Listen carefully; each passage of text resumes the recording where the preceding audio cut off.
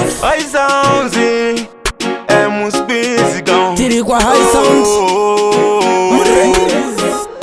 Tiri. Opanze ngoma hizo oi.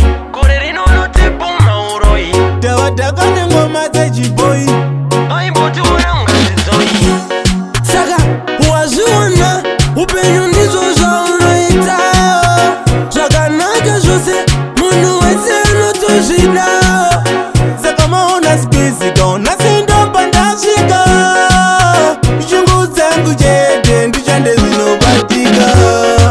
Ufambene mota ndifambene tsoka uyari baba sikoro. Hazvina kusiyana handiti tese tichasvika. Utakwene maklieni mwe masese uyo kamusombo. Hazvina kusiyana handiti tese takadhakwa.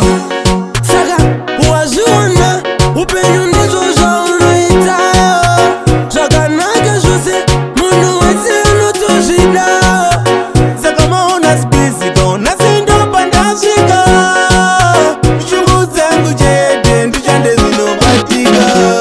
Anoimba zimdanzo aimba kanindo umwe sungura. Hazvina musiyano handiti tese tiri vaimbi. Udye nopoku ndidye najovo uyo noliva. Hapana musiyano handiti tese takaguta. Saka wazviona upenyu ndizvo zvaunoita.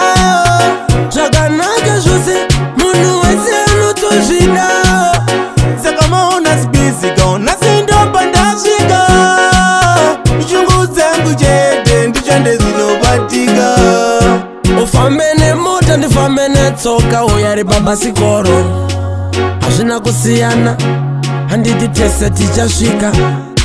Utakwene maklieni mwe masese uyo kamusombo. Hazvina kusiyana handiti tese takadhakwa. Saka wazviona upenyu